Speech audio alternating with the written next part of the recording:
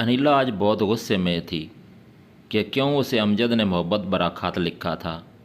अनिला समझ रही थी कि अमजद उसे फंसाने की कोशिश कर रहा है, क्योंकि अमजद के घर वालों के साथ अनिला के वालिद और दादा की नहीं बनती थी। उनके अक्सर आपस में झगड़े होते थे। हालांकि अमजद अनिला को सच में बहुत चाहता था। वो दोनों एक ही क्लास में थे कॉलेज में। अमजद ने मोहब्बत भरा खत लिखा था कि प्यारी अनिला, अस्सलाम वालेकुम। अनिला, मैंने बहुत हिम्मत करके तुम्हें एक खत लिखा है। यकीन करो अनिला, मैं बहुत मजबूर हूँ दिल के हाथों। जब से तुमसे मिला हूँ तब से बहुत बेचैन रहता हूँ। तुमसे मिलने और तुमसे बातें करने को दिल बहुत करता है। अनिला, मैं तुमसे बहुत प्यार करता हूँ। प्लीज़ मुझे गलत मत समझना, मैं तुम्हें फ्लर्ट नहीं कर रहा। अनिला, मुझे उम्मीद है कि तुम इनकार करके मुझे मायूस नहीं करोगी। प्लीज़ अनिला, मेरी फीलिंग समझने की कोशिश करो। ओके अनिला, अपना बहुत बहुत ख्याल रखना और मुझे तुम्हारे जवाब का इंतज़ार रहेगा। अमजद अनिला के दो भाई थे, कमरान और वसीम। कमरान सबसे बड़ा था जबकि वसीम अनिला से छोटा था। अनिला के वालिद का अपना बिज़नेस था, काफ़ी पैसा था उनके पास, लेकिन उन्होंने कभी गरूर नहीं किया। बहुत नेक दिल इंसान थे वो, हर किसी की मदद करते थे और हर एक से दुआएं लेते थे। लेकिन अनिला के अब्बू ने एक काम बहुत बुरा किया था अपने साथ, कि अपनी पसंद की दूसरी शादी की, जबकि पहली बीवी अनिला के दादा की पसंद थी, जिससे अनिला के अब्बू खुश नहीं थे। अनिला दूसरी बीवी की औलाद थी जिन्हें करीम साहब बहुत प्यार करते थे। करीम अनिला के अब्बू का नाम था और अनिला के दादा का नाम मूसा खान था, जो कि बहुत इज़्ज़तदार लोग थे। हर कोई उनसे बहुत प्यार करता और इज़्ज़त भी बहुत करता। गांव में उनका बहुत नाम था। एक दिन जब अचानक मूसा खान को पता चला कि उनके बेटे ने दूसरी शादी कर ली है, शहर में तो उन्होंने बहुत बद्दुआएं दी अपने बेटे को और उन्हें दिल का दौरा पड़ गया और वो मर गए। अनिला के सौतेले तीन भाई थे, समी, फ़हीम और सुमैर। अनिला को अपने हुस्न पर बहुत गरूर था। अनिला ने एक दिन अमजद को बहुत डांटा कि मुझसे आइंदा बात मत करना। मैं तुम्हारी शक्ल देखना पसंद नहीं करती। तुम क्या समझते हो कि मैं इतनी आसानी से तुम्हारे हथकंडे में आ जाऊंगी? ये तुम्हारी गलती है मिस्टर अमजद। जबकि अमजद उसे चुपचाप सुनता रहा और उसकी आंखों से आंसू निकले, लेकिन वो सिर्फ दो ही अल्फाज कहकर चला गया कि तुम जो समझ रही हो गलत समझ रही हो। मैं तुम्हें शायद कभी नहीं समझा पाऊँ कि मैं तुम्हें खुद से ज़्यादा चाहता हूँ अनिला। एक लम्हे को अनिला का दिल पिघल गया अमजद के आंसू देखकर, लेकिन फिर उसने खुद को संभाल लिया। दिल ही दिल में अनिला भी अमजद को चाहने लगी थी, लेकिन डर रही थी कि कहीं अमजद फ्लर्ट ना कर रहा हो। फिर 2 हफ्ते हो गए थे अनिला को कॉलेज से छुट्टी किए हुए। अमजद बहुत परेशान था कि अनिला क्यों नहीं आई कॉलेज। कहीं वो बीमार तो नहीं या फिर मेरी वजह से। नहीं नहीं, बिल्कुल नहीं, अनिला ऐसा नहीं कर सकती। तरह तरह के ख्यालात आ रहे थे अमजद के दिल में। अल्लाह अल्लाह करते वो हफ्ता भी गुजर गया। जब अनिला कॉलेज आई तो एकदम से अमजद पास आ पहुंचा और उसकी तबीयत का पूछा। मैं ठीक हूँ, तुम्हें मेरी फ़िक्र करने की कोई ज़रूरत नहीं, ओके? अमजद आंखों में प्यार के आंसू लिए अनिला को तकता रह गया। अमजद छुट्टी तक अनिला के ख्यालों में गुम रहा कि जब कार ड्राइव करने लगा तो हादसा हो गया। अमजद अस्पताल में बेहोश था। अनिला को उसकी दोस्त युसरा ने कॉल की कि अमजद का कार एक्सीडेंट हो गया है। तो अनिला के लिए तो जैसे पूरी कायनात वीरान पड़ गई। अनिला के आंसू रुक ही नहीं रहे थे। अनिला के घर वाले पूछ पूछ कर थक गए थे, लेकिन अनिला ने कुछ नहीं बताया और बहाना किया कि मेरे सर में दर्द है। अनिला अस्पताल पहुंच गई ड्राइवर के साथ, अपनी दोस्त के साथ। रास्ते में युसरा को सब बताया कि मैं भी अमजद से बहुत मोहब्बत करने लगी हूँ। युसरा, मैं गलत थी, मैंने बहुत बुरा सलूक किया है अमजद के साथ। मैंने कभी भी सीधे मुंह बात नहीं की अमजद से, लेकिन युसरा, मैं डरती थी कि अब्बू जान से बदला तो नहीं ले रहे अमजद लोग। वरना युसरा, मैं भी दिल ही दिल में चाहती थी لیکن بس اب میں امجد سے جدا ہونے کا سوچ بھی نہیں سکتی۔ انیلا امجد کے پاس آنا چاہتی تھی لیکن وہاں اس کے گھر والے تھے تو باہر کھڑکی سے روتی ہوئی چلی گئی۔ اب 1 مہینہ ہو گیا تھا امجد کو ٹھیک ہوئے۔ وہ جیسے ہی کالج آیا تو انیلا چپکے سے رونے لگی اور اپنا دل کا ہلکا کیا۔ ساری باتیں بتا کر امجد بہت خوش ہوا اور کہا، انیلا تم ایک دفعہ تو مجھے بتاتی کہ تمہارے دل میں آخر کیا ہے جو تم ایسا رویہ اختیار کر رہی ہو۔ کیا میں تمہیں پسند نہیں یا کچھ اور؟ خیر انیلا، جو ہو گیا دفع کرو، پرانی باتیں بھول کر ہم نئی زندگی کی شروعات کرتے ہیں۔ امجد نے انیلا کی ناک کو زور سے پکڑا اور کھینچا تو وہ اور بھی زور سے روئی۔ امجد مسکرا کر اسے گلے لگا لیا۔ امجد کے ابو کچھ 2 دن بعد گاؤں جا رہے تھے اپنے بیٹے کی شادی پر۔ انیلا کی پوری فیملی جا رہی تھی لیکن انیلا ناراض تھی کہ وہ یہ 2 ہفتے کیسے گزارے گی امجد کے بغیر۔ لیکن پھر کال کر کے امجد نے اسے حوصلہ دیا کہ جان کچھ نہیں ہوتا، 2 ہفتے یوں چٹکی میں گزر جائیں گے، اور ویسے بھی میں تمہیں روز کال کروں گا، تمہیں کبھی اداس نہیں ہونے دوں گا۔ اب جاؤ اور جلدی سے پیکنگ کر لو، ورنہ انکل جی سوچیں گے کہ ابھی سے میرے دادا جی نے میری بیٹی پر قبضہ جما لیا۔ اور انیلا ہنس کر کال ڈراپ کر دی۔ پھر وہ لوگ اگلے دن گاؤں پہنچ گئے۔ شادی کی تیاریاں بڑے دھوم دھام سے ہو رہی تھیں۔ آج انیلا شادی کے دن بہت پیاری لگ رہی تھی۔ انیلا کے کزن تو پاگل ہی ہو رہے تھے انیلا کو دیکھ کر۔ انیلا انہیں لفٹ ہی نہیں دے رہی تھی۔ شادی میں بہت مزہ آیا، خوب ناچ گانا کیا سب کزن نے اور انیلا نے بھی۔ آج شادی کا دوسرا دن تھا کہ انیلا کے لیے اس کے تایا کے بیٹے کا رشتہ آ گیا، اور انیلا کو بغیر اطلاع کیے انیلا کے ابو نے اس کا ہاتھ دے دیا۔ جب انیلا لوگ واپس لوٹے تو جیسے ہی انیلا کو پتہ چلا اس نے اتنا ہنگامہ کیا کہ پورا گھر سر پر اٹھا لیا۔ انیلا رو رو کر کھانا بھی نہ کھایا اور کمرے میں بند رہی۔ انیلا نے بہت چاہ کہ منگنی ٹوٹ جائے لیکن سب بیکار۔ انیلا کی شادی کی تاریخ بھی اس کے دادا نے طے کر دی۔ انیلا نے اپنے کپڑے پیک کیے اور بھاگ گئی، اور امجد کے پاس آ گئی کہ امجد پلیز مجھے اپنے پاس چھپا لو، میں نہیں رہ سکتی تمہارے بغیر۔ امجد پلیز کچھ کرو۔ امجد نے اسے بہت سمجھایا کہ یہ ٹھیک نہیں، انیلا تم واپس جاؤ گھر، میں کوئی اور حل نکالتا ہوں، لیکن انیلا نہ مانی۔ پھر امجد نے اسے اپنے پاس رکھ لیا۔ ادھر انیلا کے گھر والے پریشان تھے اور پوری برادری میں ان کی بے عزتی ہو رہی تھی۔ انیلا کے دادا غصے سے لال ہو رہے تھے۔ انیلا کے سگے دادا تو فوت ہو چکے تھے، لیکن دادا کے بھائی عیسیٰ خان زندہ تھے اور ان کی بہت چلتی تھی۔ انیلا نے کالا رنگ کا ڈریس پہنا ہوا تھا اور صوفے پر اپنے خیالات میں گم بیٹھی تھی۔ بال آگے کو آتے تو انہیں اپنے نرم و نازک ہاتھ سے پیچھے کرتی۔ اگر امجد اس حال میں انیلا کو دیکھتا تو پاگل ہو جاتا، لیکن امجد آج اپنے گھر گیا تھا تاکہ کسی کو شک نہ ہو جائے کہ انیلا اس کے پاس ٹھہری ہوئی ہے۔ ادھر انیلا کے گھر والے جگہ جگہ ڈھونڈ رہے تھے انیلا کو، پتہ نہیں زمین کھا گئی یا آسمان، انیلا آخر گئی کہاں؟ انیلا کے ابو غصے سے لال ہو رہے تھے۔ اتنے میں انیلا کے بڑے بھائی گاؤں سے پہنچے اور کہا، بابا جی یہ مجھے امجد لوگوں کی چال لگتی ہے، وہ ہم سے بدلہ لینا چاہتے ہیں، ہماری بے عزتی کروانا چاہتے ہیں۔ لیکن بابا جانی آپ فکر نہ کریں، میں ایسا ہرگز نہیں ہونے دوں گا۔ کریم خان نے اپنے بیٹے کو دیکھ کر اپنے ساتھ سکون کی سانس لی۔ بیٹا کچھ کرو ورنہ اگر گاؤں والوں کو پتہ چلا تو ہم کہیں کے نہیں رہیں گے۔ تمہیں تو پتہ ہے کہ گاؤں والوں کو ذرا سی بات بھی بہت بڑی لگتی ہے۔ یہ تو پھر بہت بڑی بات ہے بیٹا۔ جی بابا جانی میں سب جانتا ہوں، آپ فکر نہ کریں، ہم بہت جلد اس کا حل نکالیں گے۔ اگلے دن پتہ چلا کہ انیلا امجد کے پاس ہی ہے۔ یہ خبر سنتے ہی کریم خان کو شدید غصہ آیا اور اپنی بیوی سے کہا، یہ کیسی پرورش کی ہے تم نے اپنی لاڈلی کی، میرا منہ کالا کروا دیا۔ واہ بیگم واہ، میرے ابا جی نے بالکل درست کہا تھا، غلط ہو گیا تھا، میں نے عقل گھاس چرنے بھیج دی تھی جو تم سے شادی کی۔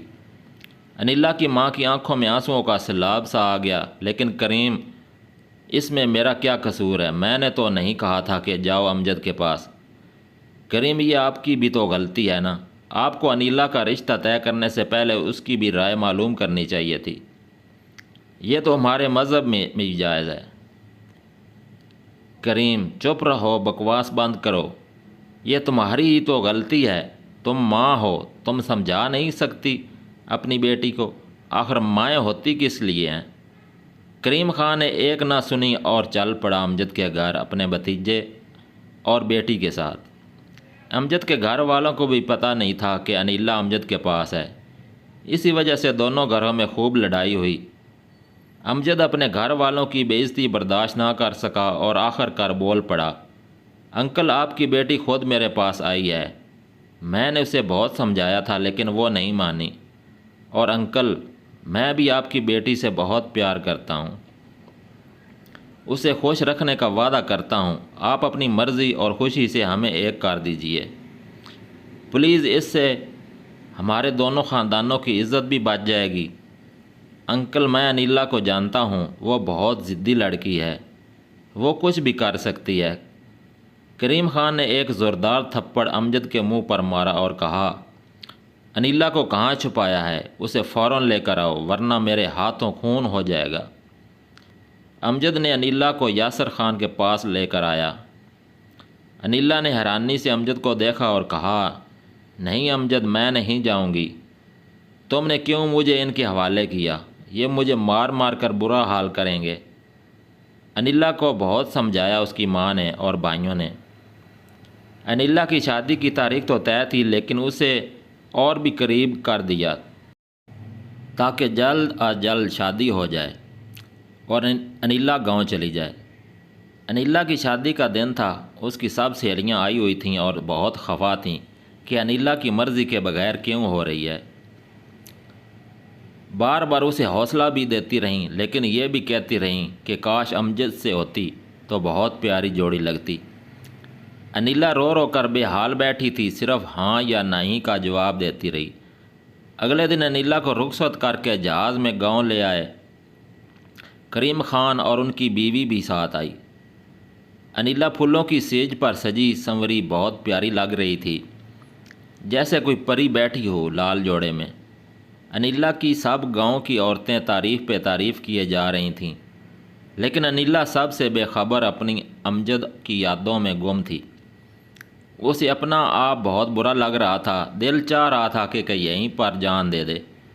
اسے کمرے میں بہت گھٹن محسوس ہو رہی تھی۔ رات ہو گئی اور انیلا اب بستر پر بیٹھی اداس، خاموش، غمگین اور دنیا سے بے خبر آنسو بہائے جا رہی تھی کہ اچانک دروازے پر دستک کے ساتھ ہی صدام اندر آیا۔ وہ آ کر انیلا کے پاس بیٹھا، اس کا گھونگھٹ اٹھایا، سلام کیا اور دیکھتے ہی رہ گیا۔ وہ اپنی پسند پر فخر محسوس کرنے لگا، لیکن انیلا چپ چاپ نیچے دیکھے اداس بیٹھی رہی۔ حالانکہ اس خاص رات کے لیے لڑکیاں کتنے خواب سجاتی ہیں اور انتظار کرتی ہیں، لیکن انیلا کے دل میں کوئی بھی خواہش باقی نہ تھی۔ ماشاءاللہ انیلا میری پیاری جان، آج تو واقعی میں حور لگ رہی ہو، نظر نہ لگے ماشاءاللہ۔ لیکن انیلا تم اداس کیوں ہو؟ خیریت تو ہے نا؟ تمہاری طبیعت تو ٹھیک ہے نا؟ جی میں ٹھیک ہوں، بس یوں ہی۔ انیلا اتنا کہہ کر خاموش ہو گئی۔ صدام نے اسے دیکھتے دیکھتے اپنی باہوں میں جکڑ لیا، لیکن انیلا جیسے بے جان ہو گئی۔ صبح انیلا نہا کر آئینے کے سامنے اپنے بالوں میں کنگھی کر رہی تھی کہ صدام آ گیا اور اسے چومنا چاہا، لیکن انیلا نے بہانہ کر کے انکار کر دیا اور تیار ہو کر باہر چلی گئی۔ صدام کو سمجھ نہیں آ رہا تھا کہ انیلا ایسا رویہ اختیار کیوں کر رہی ہے۔ حالانکہ لڑکیاں تو خوش ہوتی ہیں کہ انہیں ان کا جیون ساتھی ڈھیر سارا پیار دے، لیکن انیلا کو ذرا بھی خوشی نہیں ہوتی تھی۔ صدام تیار ہو کر کام پر چلا گیا۔ دن یوں ہی گزرتے گئے انیلا کے، لیکن انیلا پر صدام کے پیار کا کوئی اثر نہ ہوا۔ انیلا اب شہر جا رہی تھی اپنے والدین سے ملنے، شادی کے بعد پہلی بار۔ وہ بہت خوش تھی۔ صدام اسے سارا سفر باتیں کرتا رہا، لیکن وہ صرف مسکرا کر ہاں یا نہ میں جواب دیتی رہی۔ آخر کار وہ اپنے والدین کے گھر پہنچ گئے۔ میری بیٹی کتنی کمزور ہو گئی ہے دیکھو، کریم خان نے کہا، چھوٹا سا منہ رہ گیا ہے، لگتا ہے صدام اس کا خیال نہیں رکھتا۔ انیلا کی ماں مسلسل بولے جا رہی تھی اور ساتھ میں اپنی بیٹی کو بار بار گلے لگا رہی تھی۔ کریم صوفے پر بیٹھا اخبار پڑھ رہا تھا۔ انہیں اپنی بیوی کی یہ باتیں سن کر اچھا نہیں لگا اور بولے، اتنی فکر تھی تو بیاہ کیوں دی تھی، اور یہ تو ٹھیک ٹھاک ہے، فٹ ہے۔ کریم آپ کو نہیں پتہ ہماری بیٹی کو ہم نے اتنے نازوں سے پالا ہے، وہ گاؤں میں بھلا کیسے ایڈجسٹ کر سکتی ہے۔ صدام کو اپنا آپ بہت برا لگ رہا تھا اور وہ بغیر کچھ بولے باہر چلا گیا۔ انیلا سے اگلے ہی دن اس کی سب سہیلیاں ملنے آئیں۔ انیلا اپنی سہیلیوں سے مل کر بہت خوش ہوئی تھی۔ انیلا کو امجد کی بہت یاد ستا رہی تھی۔ وہ کب سے بے چین تھی کہ امجد سے بات کرے اور ملے۔ انیلا نے بہت سوچنے کے بعد پھر سے امجد کے پاس جانے کا ارادہ کیا، اور کچھ دن بعد جیسے ہی صدام کام پر چلا گیا، وہ امجد کے پاس چلی گئی۔ اس دفعہ گاؤں والوں کو بھی پتہ چل گیا تھا، کیونکہ 1 مہینے سے زیادہ ہو چکا تھا کہ وہ سسرال نہیں لوٹی تھی۔ صدام بہت خفا تھا کہ آخر میرے پیار میں کیا کمی رہ گئی تھی جو انیلا نے میرے ساتھ ایسا کیا۔ ہاں، تبھی وہ خاموش سی رہتی تھی، بات تک نہ کرتی کسی سے، اور مجھ سے بھی دور رہنا پسند کرتی تھی۔ انیلا کو پھر سے واپس لایا گیا اور کریم خان صدام کے ساتھ گاؤں چھوڑ کر چلے گئے۔ صدام نے انیلا کو سمجھایا، دیکھو اب کوئی فائدہ نہیں یہ سب کرنے کا، کیونکہ اب تمہاری شادی بھی ہو چکی ہے اور تم حاملہ بھی ہو۔ اگر مجھے یہ سب پتہ ہوتا تو میں تمہارے راستے کا کانٹا نہ بنتا، اور تم ہی کیوں ہر بار اپنے آپ کو بدنام کرنے کے لیے امجد کے پاس جاتی ہو؟ کیا وہ ایک دن آیا ہے تمہیں لینے، یا پھر تمہیں گھر والوں سے چھپا سکا؟ انیلا، میں تمہیں امجد سے زیادہ خوش رکھوں گا، تم بس ایک بار اسے بلا کر تو دیکھو۔ اور انیلا، اپنے والدین کا بھی تو سوچو، ان کے بارے میں سوچو، ان پر کیا گزرے گی تمہاری ان حرکتوں سے۔ انیلا روئے جا رہی تھی، اس نے کچھ دنوں سے کھانا بھی نہیں کھایا تھا۔ میں کیوں سوچوں ان والدین کے بارے میں جنہیں سب پتہ تھا کہ میں اس رشتے سے خوش نہیں ہوں، لیکن پھر بھی جان بوجھ کر میری زندگی تباہ کر دی۔ صدام، مجھے تم سے کوئی شکوہ نہیں، لیکن میں امجد کو نہیں بلا سکتی۔ پلیز مجھے چھوڑ دو کہ میں جا سکوں۔ صدام نے بہت سمجھایا اور آخر کار انیلا مان گئی، اور اس نے کھانا بھی کھا لیا۔ انیلا اب خوش تھی، کچھ تو فرق پڑا تھا صدام کے پیار کا، اور فرق پڑتا بھی کیوں نہ۔ صدام سب کچھ جانتے ہوئے بھی انیلا کو اپنانے کے لیے تیار تھا۔ اب انیلا ماں بن گئی اور ایک بیٹی کو جنم دیا۔ انیلا بھی اب سسرال میں گھل مل گئی۔ یہ شاید صدام کے پیار کا ہی نتیجہ تھا کہ اتنی ضدی لڑکی بھی بدل گئی تھی۔ انیلا دوبارہ ماں بننے والی تھی کہ اچانک اس کی طبیعت خراب ہو گئی اور بچہ بھی نہ رہا۔ ڈاکٹروں نے بتایا کہ اب انیلا کبھی ماں نہیں بن سکے گی۔ انیلا بہت پریشان تھی، لیکن صدام نے اسے حوصلہ دیا۔ انیلا، میں تم سے بچے پیدا کرنے کے لیے شادی نہیں کی تھی۔ انیلا، میں تم سے بہت پیار کرتا ہوں، بس ہماری زندگی محبت سے گزر جائے، میرے لیے یہی کافی ہے، اور ہم بالکل اولاد سے محروم تو نہیں ہیں نا؟ اللہ نے ہمیں ایک بیٹی سے نوازا ہے۔ اب شاباش، آنسو پوچھو اور میرے گلے لگو۔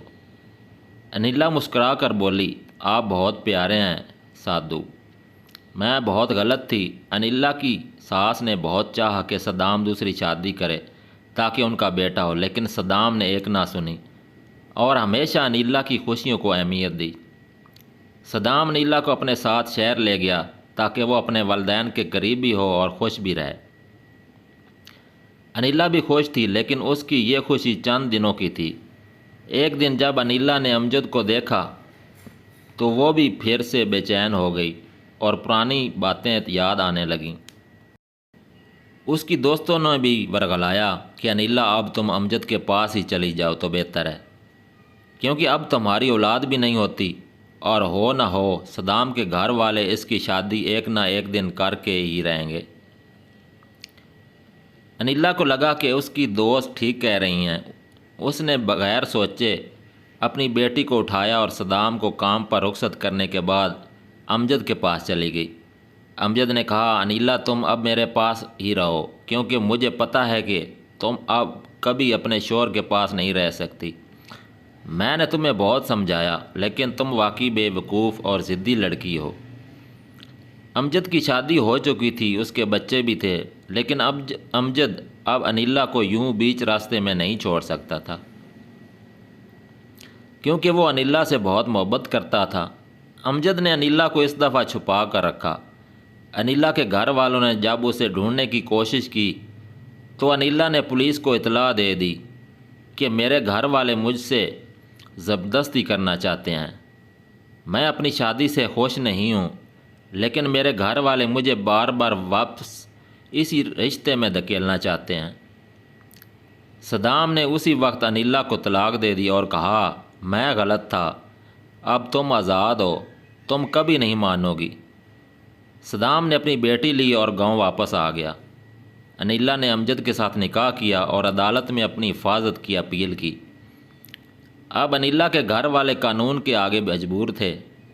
انیلا آج بھی پچھتا رہی تھی، کیونکہ امجد کا رویہ بدل گیا تھا اور وہ انیلا کو مارتا پیٹتا بھی ہے اور ہر طرح کی پابندیاں لگا دی ہیں۔ انیلا اپنی بیٹی اور ایک بہت پیار کرنے والے شوہر کو کھو چکی تھی۔